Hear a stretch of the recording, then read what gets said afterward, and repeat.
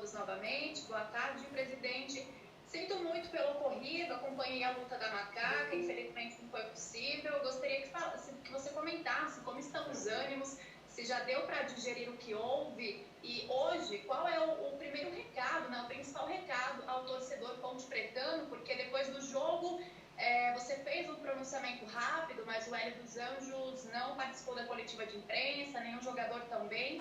Então, o que foi conversado desde o término do jogo, né? O que dá para passar aí ao torcedor nesse início de semana? Isabela, Isabelle ou Isabela? Isabela.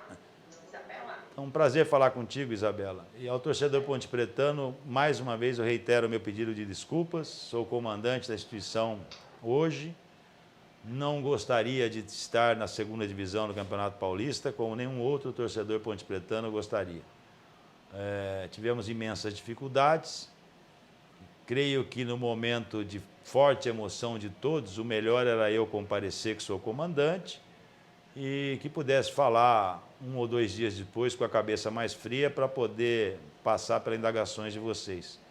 Já naquela mesma noite, eu me reuni com o Hélio dos Anjos e com alguns membros da comissão técnica para continuar a traçar o que vínhamos traçando, né? A chegada e a saída de atletas, uma reformulação para o Campeonato Brasileiro, tentando mudar a cara da equipe, mais uma vez, porque eu prometi que quero uma equipe vibrante, uma equipe pulsante com a cara do torcedor. Infelizmente, isso não ocorreu nesse Campeonato Paulista e nós vamos trabalhar que ocorra já no Campeonato Brasileiro. Elias? Opa, presidente, boa tarde. Boa tarde, Eberlin. Boa tarde, Elias. É o seguinte, eu queria que aproveitasse a oportunidade para você explicar algo que eu acho que todo mundo quer saber, e como por questão de Covid, questão que a gente não pôde ter acesso, a gente não pôde acompanhar de maneira mais a miúde. Eu queria que você descrevesse as funções e as tarefas executadas pelo Luiz Fabiano durante esse processo, se isso te trouxe satisfação, se você acha que ele pode melhorar e como você vê as críticas dirigidas ao Luiz Fabiano, especialmente de que ele, em determinados momentos, poderia ter aparecido mais, falado mais com a torcida, ter dialogado. Então, eu queria que você explicasse isso. Na primeira parte, o que fez, como é que é o dia a dia do Luiz Fabiano aí, se essas tarefas te trouxeram satisfação e essa questão dele conversar de maneira mais corriqueira com a torcida e se você confia nele para a Série B do Campeonato Brasileiro. Confio nele para o Brasileiro da Série B. O Luiz Fabiano fez o que foi pedido a ele. Melhorar, com certeza, ele deve e vai melhorar. O presidente deve melhorar, você, Elias, é uma constante melhora.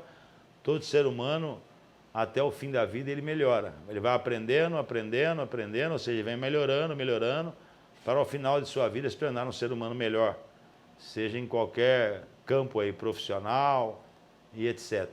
O Luiz Fabiano é coordenador técnico. O Luiz Fabiano fica próximo ao gramado para encontrar as dificuldades ou não da comissão técnica, de jogadores ali no dia a dia. Aqui nós abolimos o executivo de futebol, o que eu tenho como uma aberração no futebol brasileiro. Tá? Executivo de futebol não é nada mais do que alguém para redigir contratos ou falar quanto ganha esse ou aqueles jogadores. Porque se você tem uma equipe de analistas de desempenho, se você tem uma equipe de observadores técnicos que observam jogadores pelo Brasil afora, eu não vejo por que gastar dinheiro com um profissional desse tipo. Então, o Luiz Fabiano não é esse tipo de profissional, é um profissional que fica à beira do gramado, à beira dos treinamentos, para acompanhar o dia a dia da equipe e poder passar para o presidente do clube. Tá? Porque eu não consigo, é humanamente impossível ter contato com todos eles. Então, volto a insistir, foi feito o que pediu. Quanto a isso de participar ou não, maior número de vezes na imprensa, às vezes não é do Luiz Fabiano dar tanta entrevista assim, ou também, Elias, você está falando, talvez por você, se você solicitou e não foi atendido, eu não estou sabendo. E os demais membros da imprensa, a mesma coisa. Eu não sei, não fui informado de solicitações com entrevistas com ele, que ele não compareceu. Se isso ocorrer, eu vou puxar a orelha dele para ele que ele compareça mais e possa também passar o que ele vê no dia a dia ou que vocês têm interesse de indagar ao Luiz Fabiano. Ô, Tiago, Oi. só para esclarecer, para não ficar nenhuma informação duvidosa no ar, eu fiz essa pergunta, uma questão geral de coletiva. Eu, propriamente dito, eu não pedi, requisitei entrevista com o Luiz Fabiano, mas desejo, assim que possível, vou encaminhar um pedido para a assessoria de imprensa para que ele seja entrevistado aqui. E é a obrigação dele, Elias, é a obrigação dele ele conceder a entrevista, não só ele, como qualquer profissional que aqui trabalha. Aqui o presidente não se furta a dar entrevista e todos os profissionais e atletas da Ponte Preta têm a obrigação de dar entrevista à imprensa, porque a imprensa é o órgão que informa o torcedor de forma oficial. É a imprensa que consegue dilacerar as informações do dia a dia do clube. Então ninguém pode se furtar da imprensa. E aproveitando o momento, o senhor me aparenta estar mais magro. Boa tarde, Evelyn. Aproveitando o ensejo aí, eu queria dizer que eu convidei o Luiz Fabiano e ele pediu para esperar passar toda essa turbulência, final de primeiro turno. Perfeitamente, mas você deve ter pedido agora no final, né, Cerone? Não ao longo. Mas eu pedi também via assessoria e o Rodrigo, assessor, pediu para que esperasse também por conta da situação que a Ponte Preta se encontrava. Então, se você pediu essa entrevista no final do Campeonato Paulista, eu acho que ele ponderou, foi equilibrado e te respondeu de acordo. Você ia perguntar as situações para o Luiz Fabiano, que caberia ele responder após o término. Então, eu acho que ele foi sensato, usou de sensatez para falar com você agora. E quando você falar, você pode falar com o Tiago também, solicitando entrevista com ele. Ele tem obrigação de dar entrevista para os órgãos de imprensa que cobrem a Ponte Preta no dia a dia. Sim, o Tiago, inclusive, passou o contato do assessor de imprensa do Luiz Fabiano. Mas a minha pergunta, Eberlin, é a seguinte: na sua campanha, quando você foi postado, você disse que tinha investidores e tinha uma faixa de 20 milhões para investir na Ponte Preta. Não, eu nunca disse isso. Isso é mentira que você está falando. Se você procurar isso, em nenhum lugar vai falar de 20 milhões. Eu posso ter 100 milhões, 150 milhões, 200 milhões de investimento. Um número eu nunca te dei e não dei para ninguém. Tá? Não, tá, mas você tinha esses investidores e temos. Agora nós não vimos nada de investimento. Não, foi feito investimento porque a condição financeira da Ponte Preta é precária e a casa só está em ordem porque houveram investimentos. Tá? Muitas vezes há compromissos com cláusula de confidencialidade que não pode ser divulgada, mas se não fossem os investidores, a Ponte não teria honrado seus compromissos. A Ponte está com o salário em dia, a Ponte colocou muita coisa que não funcionava em prática devido a essa situação. Tá? O que pode ocorrer, o que você pode, é o seguinte: eu vinha preparado para fazer um investimento talvez mais forte no departamento de futebol, e isso não pôde ser feito devido a compromissos aqui anteriormente assumidos que eu tive que honrar. Agora, esses investidores chegaram, o que atrapalha esse investimento que você tanto coloca foram anos e anos de irresponsabilidades na Ponte Preta e que agora, é lógico, eu também sou responsável por eles, porque agora eu sou presidente do clube e tenho que responder. Então, muitas vezes o dinheiro é aportado aqui e às vezes até é bloqueado, inclusive por ações de ex-dirigentes que cobram o clube hoje. Sim, mas eu ia chegar nessa pergunta também, que qual seria, nesses mais de 2 meses de mandato seu, o tamanho do prejuízo que vai ficar nessa campanha do Paulista e consequente eliminação da Copa do Brasil precocemente, né? Não, você está falando do prejuízo que eu vou deixar ou do prejuízo que deixaram para mim? Não, que você, porque... O passado não interessa. Não, é só o presente. Você falou 250 milhões. Agora não. 250 milhões são um nome, é uma conjectura que nós fazemos, porque a auditoria não foi feita ainda. Que eu quero te dizer é o seguinte: o prejuízo que a Ponte vai deixar de ter é a cota do Campeonato Paulista do ano que vem, que eu não posso te dizer hoje quanto é. Então, tão logo você saiba, ou eu sei, ou que eu saiba, ou que nós saibamos, o valor da cota do ano que vem, a diferença entre a Série A2 e a Série A1 é a diferença que nós vamos deixar. Assim, por exemplo, como em 2017... nós saímos aí de arrecadação de 70 milhões e voltamos para 16 milhões de reais, fora o prejuízo das ações que foram propostas e impostas contra a Ponte Preta. O meu, que eu posso te dizer, é isso, e nós já estamos trabalhando para ter um número financeiro necessário para brigar pelo acesso já no primeiro campeonato que vamos disputar no ano que vem. Obrigado. Eberlin, boa tarde. Sobretudo depois de eleito, nas entrevistas concedidas pelo senhor às rádios, antes de tomar posse, comentou sobre a instalação de um processo de auditoria independente, Arena, CT, e também fez uma promessa de um dos programas de sócio-torcedor mais barato do país. Gostaria de saber o que há de novidade para a torcida sobre esses tópicos nesses 3 primeiros meses de mandato na Ponte Preta. Olha, nós estamos tendo alguma dificuldade quanto à falta de documentação, quanto a processos, não, quanto a acordos que foram firmados antes da nossa chegada e que atrapalham o andamento para que eu possa concretizar alguma dessas promessas. No âmbito do CT, já existe uma comissão formada para cuidar da construção do CT moderno que nós prometemos, já foi liberado verba e já está sendo feita a planta plano altimétrica do centro de treinamento, que para começar a execução da obra. Nós temos uma dificuldade para a largada disso, porque existia aquele contrato com a W Torre, que vocês sabem de uma construção, da possível construção, que precisava ser aprovada pelo Conselho Deliberativo e etc., etc., onde muita gente falou que estava aprovado e que era mentira, o Conselho não aprovou nenhum projeto, aproveitou o início da proposta e não o projeto ou autorização para se iniciar a obra. Então, eu não posso começar uma obra não sabendo de qual é o compromisso que foi assumido junto ao nosso terreno lá no Jardim Olina. E, infelizmente, nenhum documento desse se encontra no clube. A Ponte Preta não tem nenhuma documentação referente à possível construção da arena lá no Jardim Olina, a não ser algumas atas de reuniões onde foi discutido de maneira en passant os destinos dessa construção. Existia uma carta de intenção, nós não sabemos onde ela está. Nós não sabemos se tem alguma multa para a gente abrir mão desse tipo de obra, né? E existe até uma conversação em São Paulo da possibilidade da própria W Torre se interessar na reconstrução do Moisés Lucarelli. Então, é isso que atrasou um pouco. Quanto à auditoria independente, ela está em andamento o processo de contratação. O que existe é que empresas renomadas, de renome internacional, não estão querendo mais fazer auditorias em clube de futebol. Não é na Ponte, é em clubes de futebol. Encontramos uma ou duas que agora estão acenando com a possibilidade de fazer, mas é meu pensamento até o final desse primeiro semestre entregar ao Conselho Deliberativo da Ponte, ao associado, aquele que tem direito,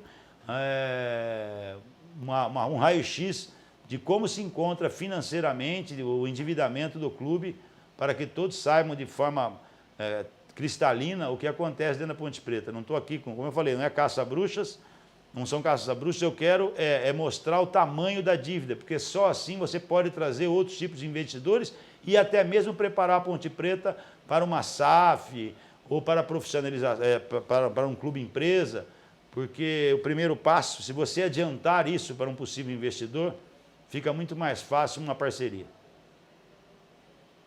Não sei se fui totalmente sucinto. Sucinto não, se eu respondi todas as suas perguntas ou se falta alguma coisa. Só faltou sobre o programa de sócio-torcedor. Sócio-torcedor. Antes da minha chegada, foi contraído com uma outra empresa um compromisso para que essa empresa pudesse ficar à frente do programa de sócio-torcedor ou do programa de bilheteria da Ponte. Então, me atrapalha um pouco eu liberar o ingresso da maneira que eu quero que seja liberado, num valor muito baixo.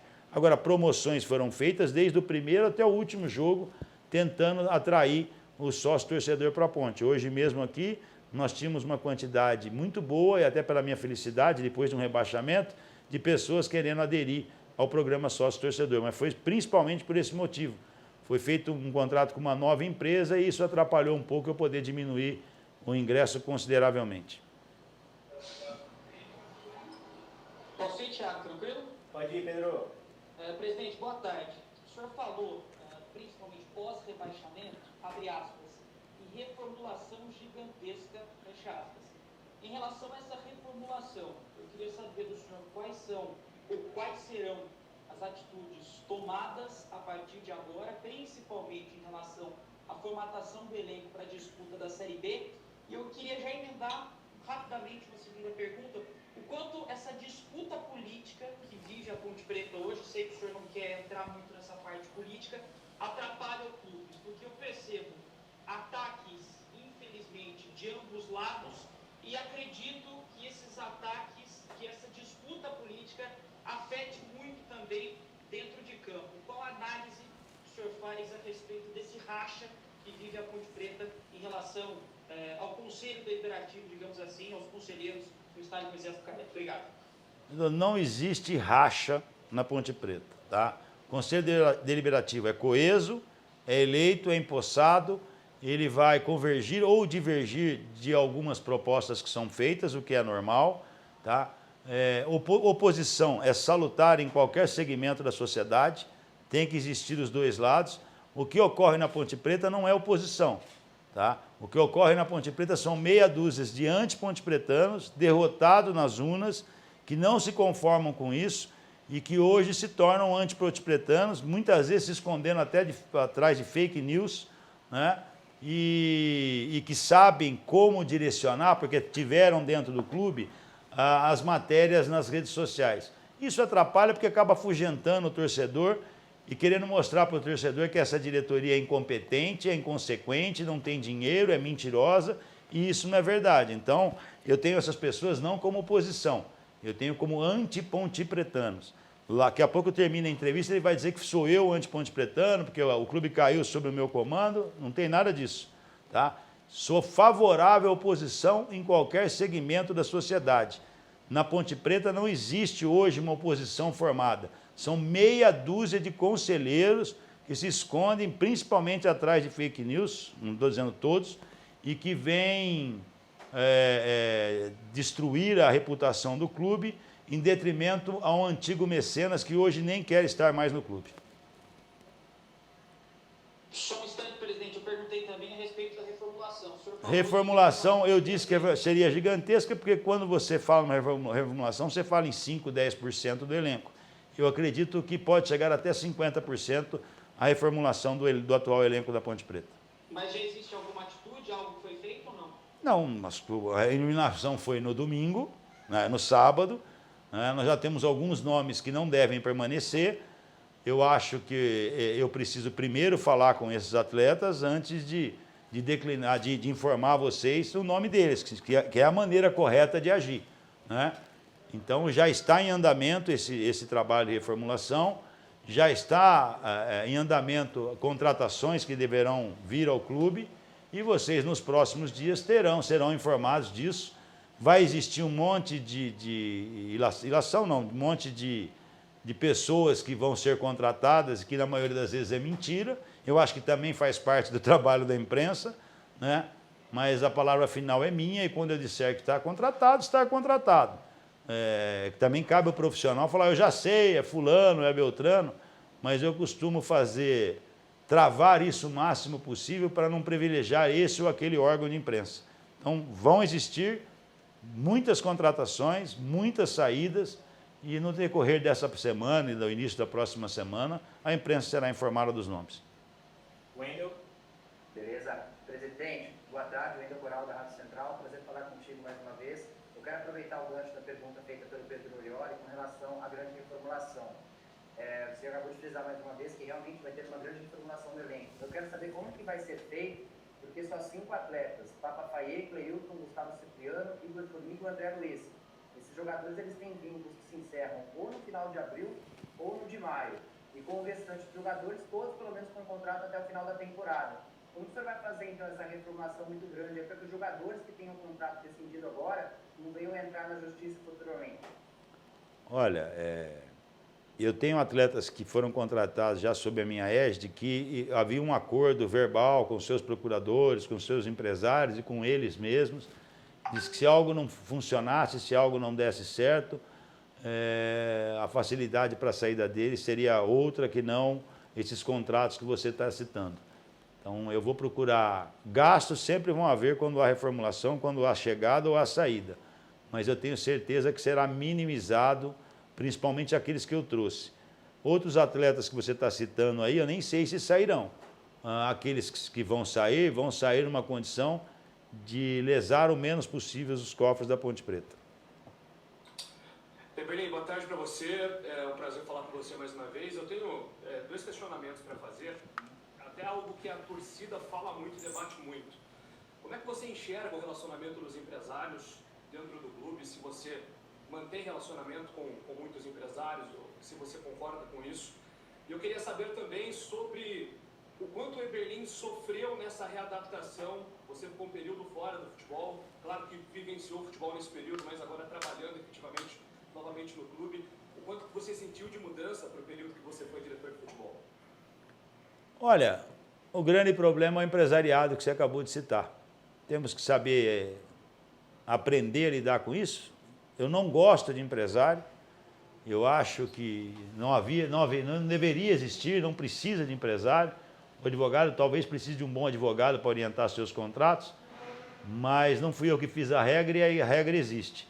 Então eu passei a conviver com esses empresários e eu sou contra pagar agenciamento para a contratação de jogadores, mas em 98% das vezes hoje você é obrigado a pagar esse agenciamento, aquela participação de 5% a 10% que o empresário tem de direito. Sou contra o clube ser loteado para 1 ou 2 empresários. Pode haver, por coincidência, que você quer contratar jogadores e a maioria deles estão na mão de meia dúzia de empresários, aí aumenta. Você fala, pô, mas tem meia dúzia do empresário tal, não sou eu o culpado desse empresário ter 500 jogadores, não sou eu o culpado desse empresário ter 50 jogadores. Então, é uma situação que eu tenho que me adequar, e já estou me adequando, já me adequei, mas eu posso dizer para você que eu não gosto nem de A, nem de B, nem de C. Mas é assim que a banda toca e eu vou ter que conviver com esses empresários. Não é nada de anormal, eu só não acho correto, mas foi o que eu senti um pouco mais de dificuldade nesse meu retorno. O descenso da Ponte Preta não se deve só ao fato de eu não estar na bola. O principal fato do descenso, erros foram cometidos por minha parte, de parte minha. Quem erra sou eu aqui no clube. Tá? Talvez eu não fizesse hoje algumas contratações que eu fiz, e eu também não vou falar os nomes agora, que não compete isso. Quando os atletas saírem, vocês vão saber quem foi bem ou quem não foi, só pela saída deles. Tá? Mas a chegada minha foi muito em cima da hora. Eu não estou falando nem da preparação, poderia arrumar com desculpa que todo dirigente, treinador, olha, nós tivemos só 10 dias para preparar a equipe, eu não tive dia nenhum para contratar.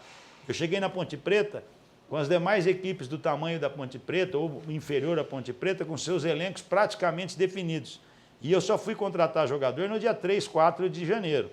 Né? Então ficou um pouco difícil. O mercado era muito pequeno já nessa época do ano. E depois veio o surto de Covid, que também atrapalhou a preparação física e técnica da Ponte Preta. Não é desculpa, como eu disse, houveram erros e eu estou aqui para assumir os erros. Mas está dizendo, se eu posso dizer assim, para resumir, o conjunto de situações que levaram a esses erros foram o curto período para fazer a montagem. Mas os erros, mas houveram erros por minha parte. Boa tarde, presidente. Boa tarde, Corsado. 2 jogadores específicos. Primeiro, o Dedé.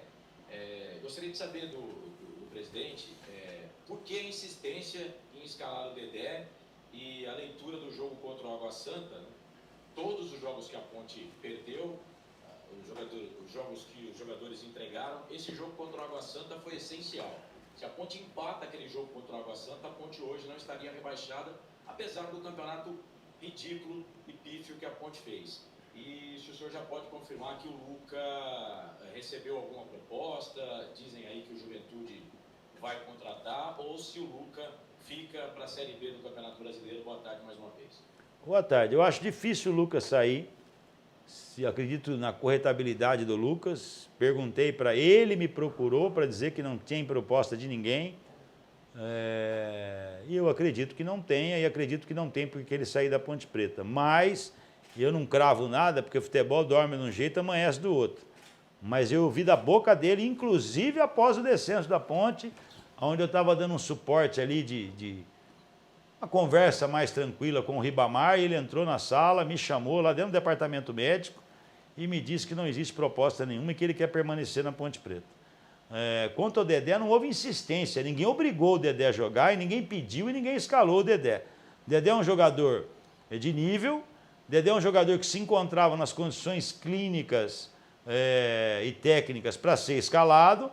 Foi perguntado se ele tinha condição de jogo também, porque não basta a gente olhar se ele tem ou não essas condições técnicas e clínicas, perguntar aos profissionais, para saber se ele estava tranquilo para ser escalado. Ele estava e foi escalado.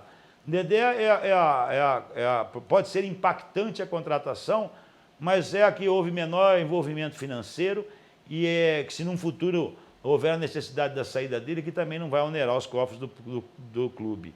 Logicamente, um atleta de renome como ele criou grande expectativa, mas eu sempre usei de equilíbrio, sabendo da dificuldade dele jogar ou não, mas ninguém obrigou o Dedé a jogar. Daí ele jogou com o Kleina porque ele estava com condições de jogar, e ele jogou com o Hélio dos Anjos porque também estava com condição de jogar. O que existe hoje com o Dedé é um certo receio na perna que ele houve, a contusão. Ele acaba por receio usando muito a perna, vamos dizer assim, a perna boa, escondendo, até por receio de um ser humano, reflexo dele, falar, pô, será que vai acontecer? Acredito que será que vai acontecer de novo? Mas ninguém obrigou não, Corsato.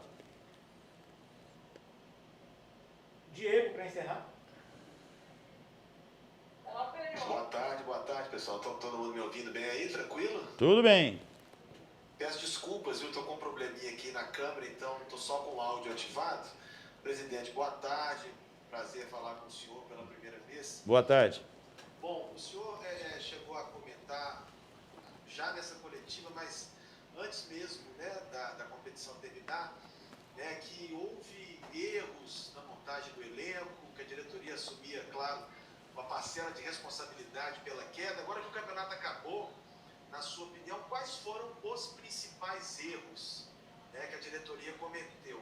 E, complementando ainda sobre a reformulação gigantesca, ela para só dentro do campo ou deve haver também medidas a serem tomadas para fora das 4 linhas? Muito obrigado, viu? Um abraço, Diego. Não, as medidas que eu estou... Pode ocorrer alguma coisa fora das 4 linhas, mas alguma coisa pontual aí, mas não tem essa expectativa. Erros que eu cometi ou que a diretoria cometeu, alguns jogadores que nós apostamos de forma errada. Eu disse que esse erro vem devido à urgência de montagem. Hoje vão haver erros de novo, você pode ter certeza, todo clube tem erro. Eu acho que vão diminuir os erros, porque hoje você pode, ainda tem um prazo de consultar um ex-treinador, de consultar um ex-companheiro de equipe, de consultar mais francamente o próprio atleta, mandando um funcionário do clube fazer uma visita, fazer uma reunião antes de contratá-lo, né? Vai diminuir a margem de erro. E esses foram os erros que nós cometemos, as apostas que nós fizemos de forma equivocada, mas acredito também que não serve justificativa, mas já justificando a grande falta de tempo e a emergência de se colocar uma equipe para treinar e colocá-la para disputar o Campeonato Paulista.